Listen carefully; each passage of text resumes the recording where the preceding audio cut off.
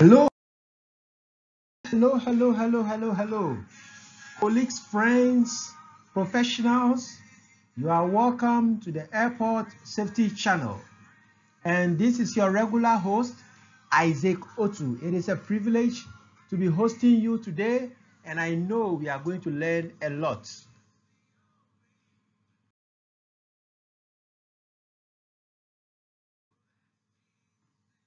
We are back, and our question is, how well do you know your facility? Runway shoulders is the topic that we are going to be discussing today. We are going to be looking at what a runway shoulder is, what the purpose of a runway shoulder is, and how you can inspect the runway shoulders in your airport. It is a very important component of your runway, and I won't waste much time.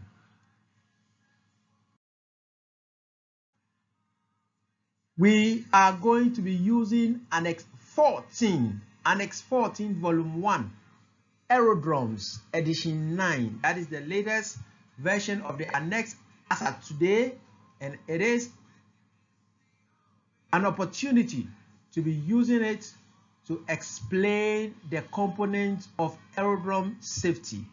Yes, we are currently going through chapter 3 and looking at the physical characteristics of your aerodrome.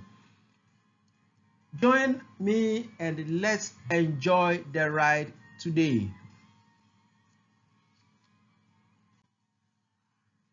So last week we had the privilege of summarizing the Aerodrome Reference Code. We looked at the Aerodrome Reference Code and learned about the components that determine the Aerodrome Reference Code. If you have not watched the previous episodes, kindly do so. It will help you appreciate the components of this particular lecture. We will be making a lot of reference to the Aerodrome Reference Code. Remember, the Aerodrome Reference Code helps to determine the width, the length, and the critical aircraft that can operate into your aerodrome. So I encourage you to go back and look at the previous presentation. So, what is a runway shoulder? What is a runway shoulder? It is defined as an area adjacent to the edge of the pavement and so prepared as to provide a transition between the pavement and the adjacent surface. So if this is your runway shoulder is the area beyond the edges of the runway. This is a runway shoulder, and also this is a runway shoulder. Yes, that is the runway shoulder for you.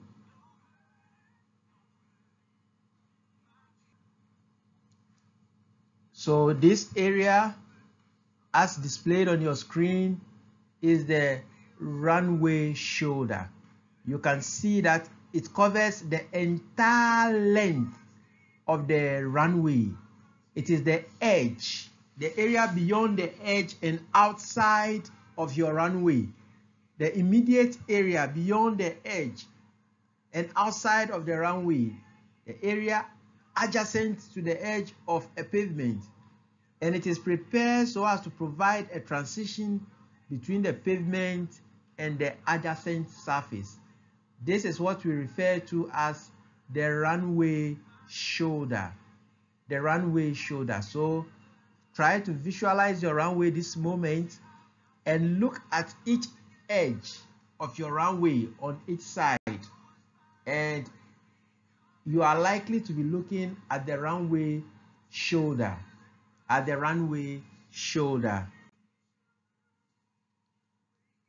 So what does the Annex 14 have to say about the runway shoulder? Annex 14, Chapter 3, Section 2.1 refers to the code letter of aircraft operations to recommend the need for runway shoulders. So 3.2.1 says runway shoulders should be provided for a runway where the code letter is Delta, Echo, or Foxtrot. So Annex 14 is referring to the code letter of aircraft operations in order to recommend the need for you to have runway shoulders in your aerodrome. This is why you must watch the previous episode if you have not done so already. It will help explain to you better what is meant by code D, code E, or code F. Remember, this information is obtained based on the wingspan of the aircraft operating in your aerodrome and the undercarriage or outer main gear wheel span of the critical aircraft.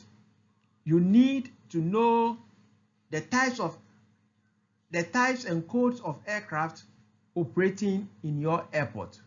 So as you can see on your screen, we have runway shoulders based on the wingspan and the outer main gear wheel span of the critical aircraft operating in the aerodrome.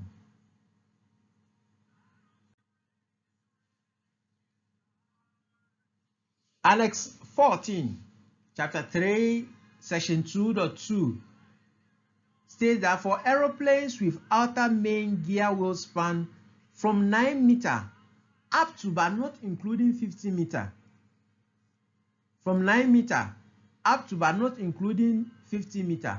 So if you are operating aircraft in your aerodrome that has undercarriage which has outer main gear wheel span of 9 meters up to but not including 50 meters, then the runway shoulders should be extended symmetrically, that is on each side of the runway edge, so that the overall width of the runway and its shoulders meet specific width. So if you are operating this type of aircraft, that is aircraft with outer main gear wheel span 9 meters up to but not including 50 meters, then the overall width, which is the sum of the runway shoulder width and the runway width itself, should meet certain categories. So let's look at those categories. Annex 14 says that if you are operating for aerodromes operating aircraft that has outer main gear wheel span of 9 meters up to but not including 50 meters, and the aircraft code is D or E, then the overall width of the runway should be 60 meters. If you have a runway with width 45 meters as shown on your screen, and you receive an aircraft of code E classification, then the provision of 7.5 meter shoulder on each side of the runway should give you an overall width of 60 meters. An overall width of 60 meters in order to meet the safety requirements of the code of aircraft that you are receiving. Note that other safety parameters like the strength of the pavement must also be considered, but this is what you need for the width of the runway pavement to receive that aircraft which you are going to operate in your aerodrome. It is very important that you understand the requirement for the shoulder under these conditions. Also, if you are receiving a code letter F aircraft which has 2 or 3 engines, then an overall width of 60 meters is still sufficient for that code letter F aeroplane. You can still watch the previous videos for examples of the aeroplanes that I am referring to.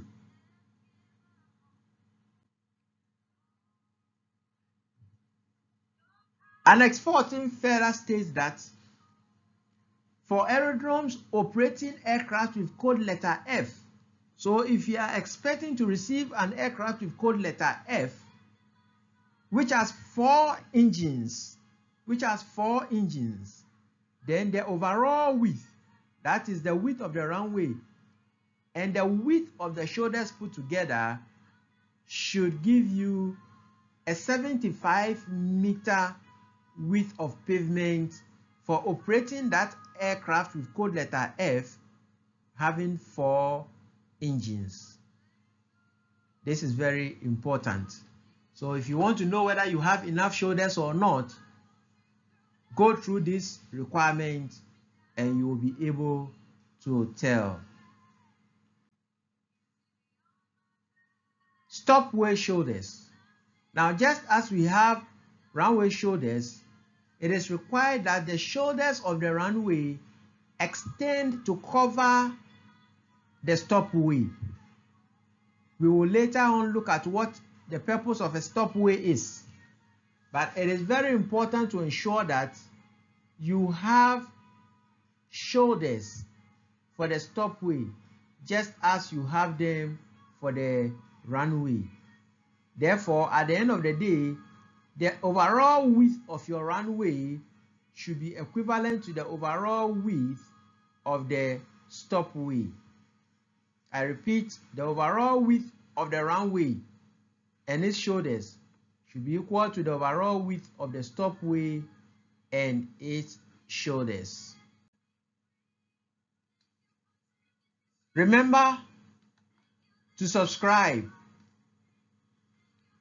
and also like and share this page. Don't forget also to click the bell so that you will receive updates whenever a new video is posted. Now let's look at the inspection requirements for runway shoulders.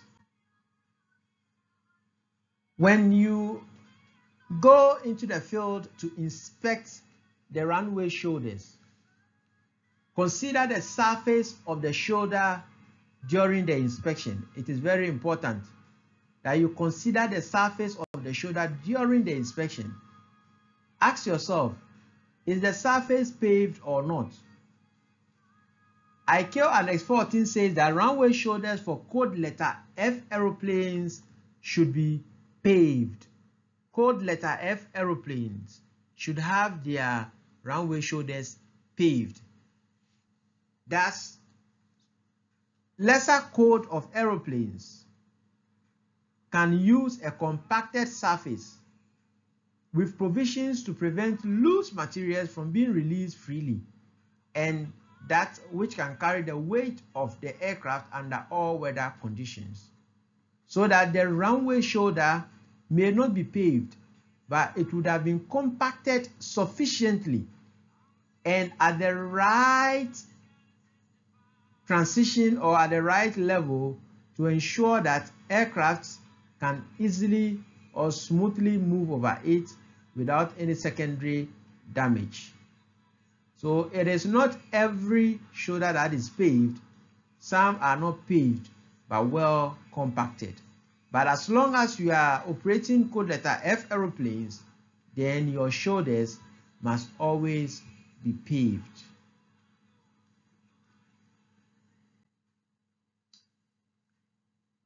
Another item to look out for is whether your runway edges are protected.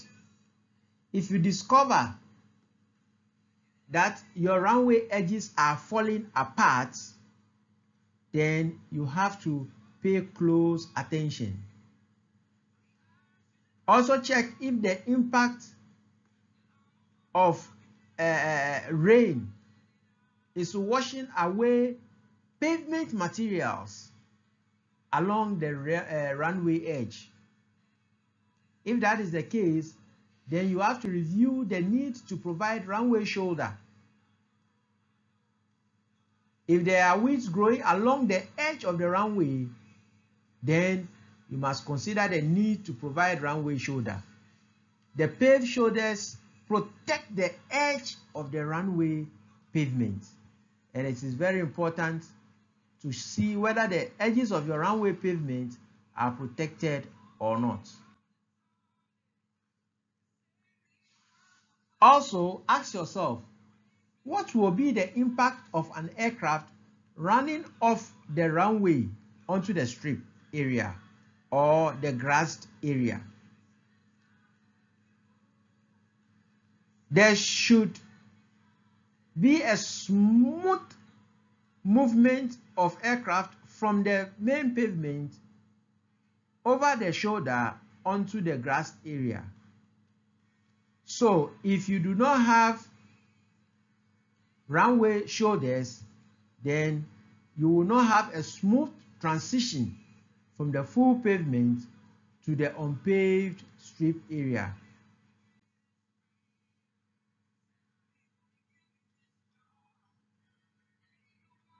Also, there is the potential of erosion. The power of jet blast is also a factor, so that jet blast may be causing erosion along the edge of the runway. So to prevent erosion, it is important to ensure that your runway edges are protected. To prevent erosion.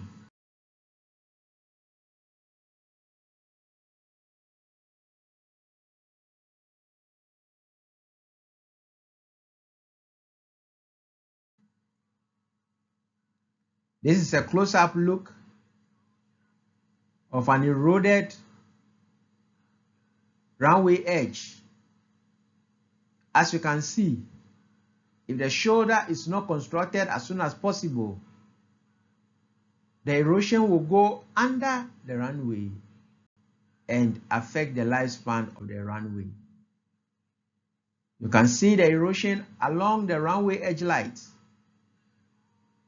If this is not corrected, soon the edge light will also be affected, and there will be multiple costs involved in correcting all these factors. Another item to watch out for is that the runway shoulder will help you to mitigate the damage to jet engines due to ingestion of FOD. This can damage aircraft and put the life of passengers at risk, and also expose the airport to liabilities. It is very important to look at this and intervene. The overall width of shoulders has also been mentioned. However, when you look at the soil surrounding the runway or the area adjacent to the runway, if you study it and you discover that it is weak and may cause secondary damage, then ensure that the runway shoulder are wider than the minimum values provided in Annex 14.